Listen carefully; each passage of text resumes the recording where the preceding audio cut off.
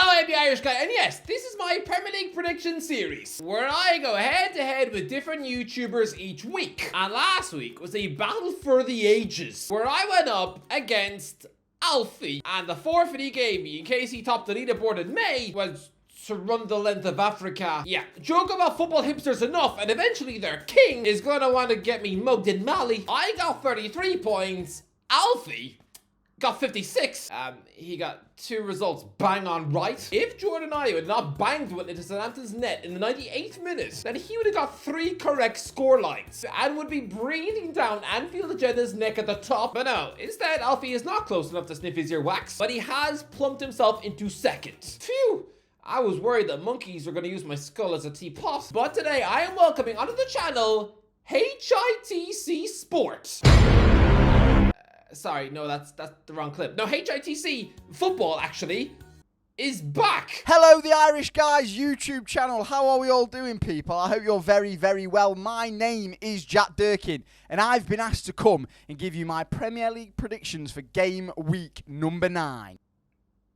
So, it's official then. The eventual replacement for me on the other channel, they've essentially cooked both me and HITC James into a pie. Head-to-head with the Irish Guy. I've seen how this works, so I'm looking forward to it. Are we totally sure this isn't some Frankenstein clone? I mean, has the boss at HITC just kicked in James Rutherford's door and stolen that spoon I once used for lunch in 2016? Has he just swapped our DNA? This man is the Frankenstein of this. I'm hoping I'm going to do myself a little bit of justice. And I'm aiming for that number 1 spot, baby. And I'm aiming for that number 1 spot, baby. And I'm aiming for that number 1 spot, baby. Is he glitching? I knew he wasn't real. And now I've talked a big big game. I've got to back it up. Do his batteries need changing? But lad, seriously, who is this guy? My life is basically football. I play semi-pro football. I work for a football company. So if I'm not knowledgeable on this, then I'm calling an early retirement. Please don't retire after just 2 videos. Okay, come on then. Let's see what this guy's forfeit is for me. So my punishment, Michael, if I top the table of the Premier League predictions at the end of the season, I would love for you to go... He's glitched again. So my punishment, Michael, if I top the table come the end of the season, I would absolutely love nothing more than you to go into the middle of your beloved Newcastle. Is that it? He wants me to walk into town. He's not even daring me to do a poo in the middle of Haymarket Bus Station. This seems very tame. My punishment, Michael, so if I top the table, Michael, I would absolutely love... I'm very confused. Get yourself to Newcastle City Centre. Go and find an open comedy mic night. Get yourself on that stage and give me a 10-minute comedy routine wearing a Sunderland jersey. And I'm talking full kit, shorts, socks, shin pads, the full Monty. And I want your routine to consist of why Newcastle are so bad and why Sunderland are the better club. Oh, so Alfie wants me to get eaten by a wild gorilla in a Namibian jungle, and this guy clearly wants to get me beaten up on stage. God, I really hope I do well on these predictions, because I would love that to happen. But you know what? I think today is going to be a real football challenge. I mean, I don't know this bloke, but come on. The guy's got double my subscribers, so he must be good. Leicester versus Nottingham Forest. Forest are a good team this year. Leicester aren't doing bad, but I just think Forest have got more. I'm going with Chris Wood and Hudson-Odoi as the goal scorers for Forest, and I'm going for Buonanotte for Leicester City. Yeah, typically, I am going to disagree with the chap who currently sits in my old seat. Does he also have a bedroom full of fruit flies? Look, I'm actually going to go for the reverse result. I think Leicester City will beat Nottingham Forest 2-1 with goals from Facundo Buonanotte, that mini magician who should really still be at Brighton this season. And, I'm just going to steer into it. Jamie Vardy. I know, I can already taste the Aldi brand ice cream in my mouth. But I see him collecting a penalty and banging one top bins. Well, that'd be a fun way to start my weekend. And yeah, for Forest, let's go for Chris Wood. Once again netting against one of his 1,000 former clubs. But again, I am a little bit intimidated. The man's got nearly 500,000 subs. Fair play for building that audience. Sorry, I just feel a bit itchy on my neck. That's the stuff. I mean,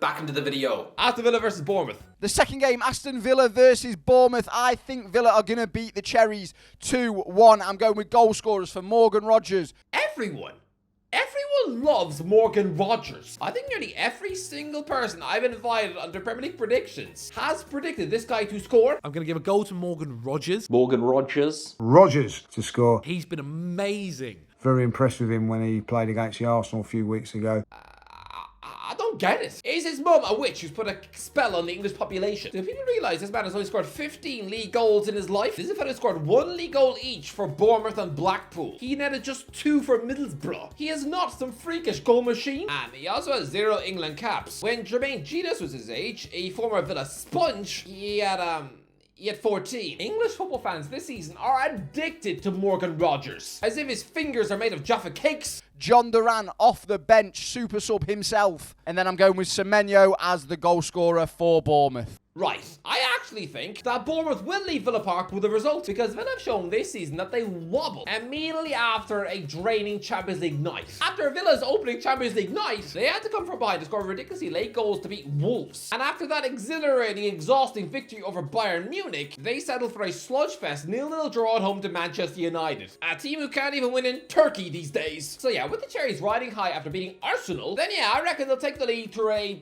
Justin Kluivert strike. I mean, my head is screaming at me Ryan Christie, but then again, if I listen to the voices in my head, then I'd probably be in jail. But so, no, listen, seeing this Scottish muffin score 2 games in a row, that is about as likely as seeing Zach G-Lab riding a unicorn to work. Let's play it safe and say Kluivert. Before, yeah, super sub John Duran saves the day with a really late equaliser. Now, can you please give him a Premier League start? Brighton versus Wolves. Wolves are really struggling, and I think Gary O'Neill will be the first manager to be given the old boot out the door in the Premier League.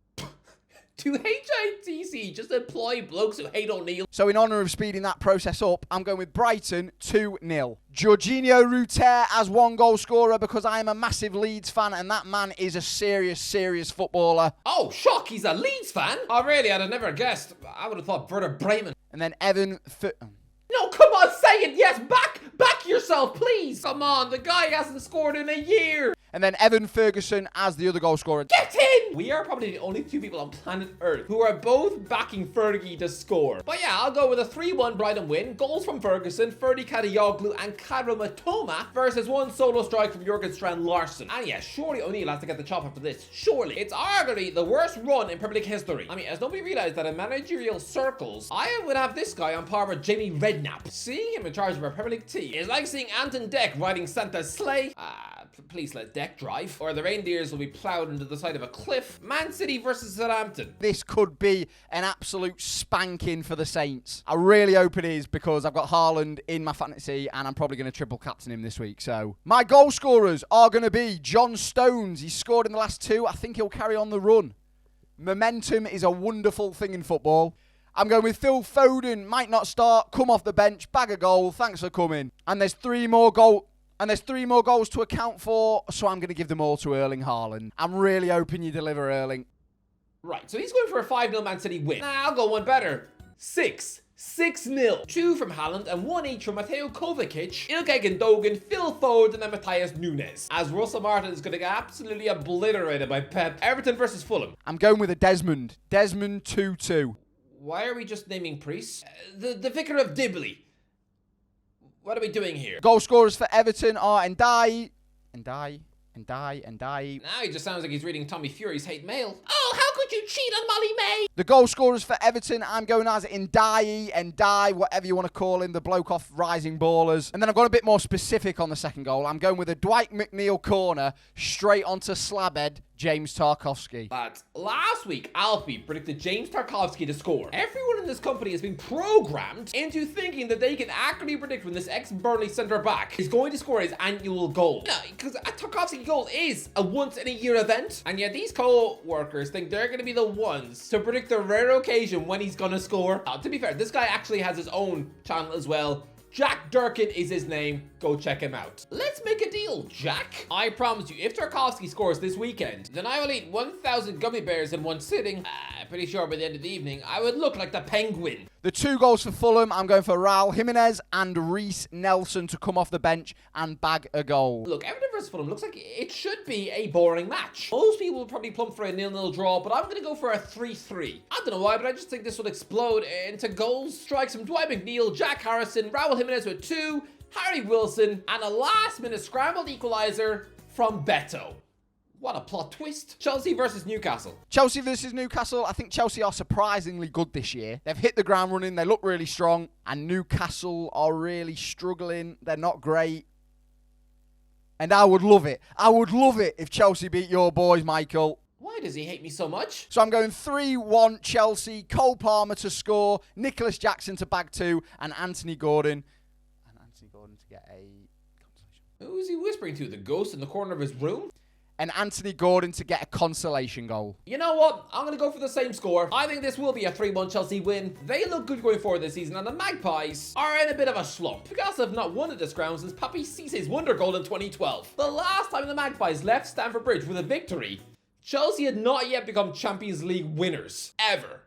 Yeah, it's a long time ago. And so yeah, goals from Cole Palmer, Christopher Nkunku, and João Felix versus a late consolation goal from Mickey Almiron. Oh, lads, if I successfully predicted Almiron goal, you should give me 20 points for that. Crystal Palace versus Tottenham. I backed Glasner to be an absolute superstar this season for Palace.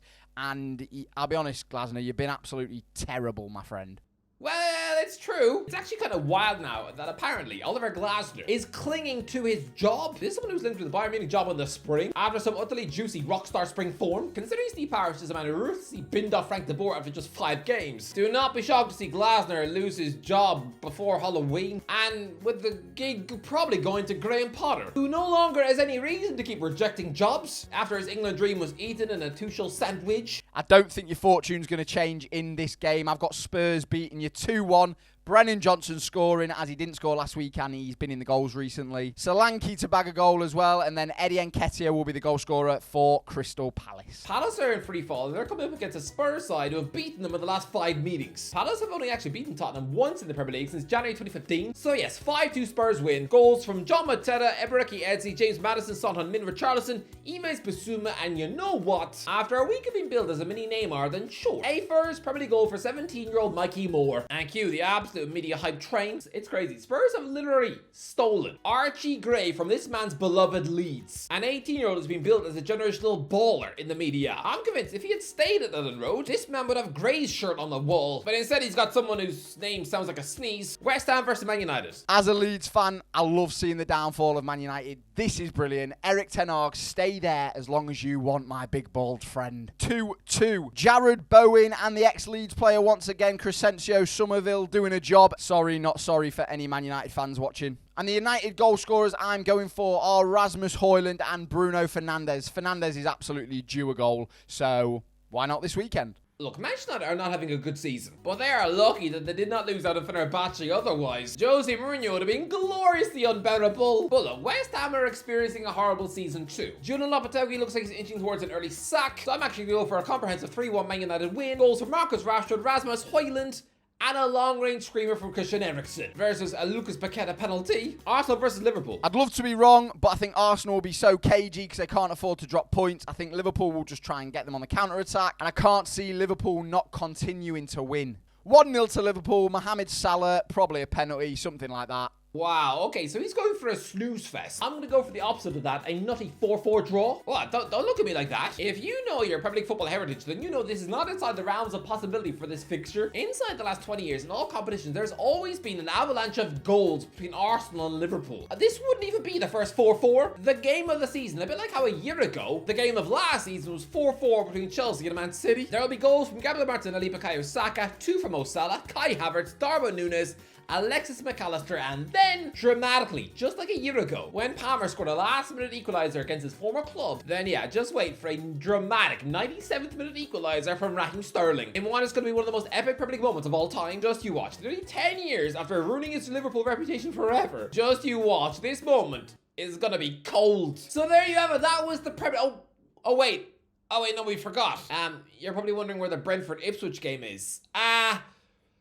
Jack! Yes, Michael, sorry to be an idiot, mate. I've completely forgot to put in the Brentford-Ipswich score. I'm currently on the golf course, just about to hit a hole in one, so easy day in the life of Jackie D.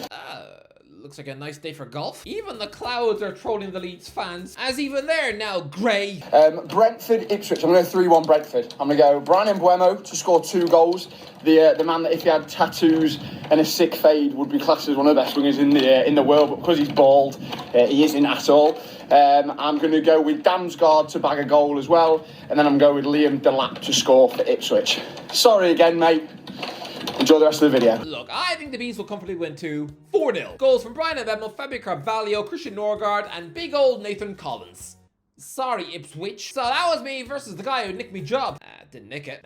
Didn't want it anymore. Yeah, you did. You begged for it back. Nah, I didn't. Shut up. What are you talking about? Sorry, that was just a reference. Relax. Well, go on then, JD. Any final words? They're my predictions. Hopefully the majority of them come in. Maybe a few goal scorers here and there are correct. Build up the points, get to the top of that table, and then look forward to seeing Michael in the middle of Newcastle wearing a Sunderland top at an open mic comedy gig. Good lad. You know what? Thank you, Jack. You know, he seems like a nice fella, doesn't he? Go on, check out his personal channel too. Give him a bit of love. I had no idea who he was a week ago, but I'll tell you this, he is much more confident and loud in front of camera than I was when I first started doing this. Anyway, that is the end of the video. If you enjoyed the video, don't forget to give a like, share, and subscribe as always. I'll talk to you in a while. Surely I can finally beat someone at this.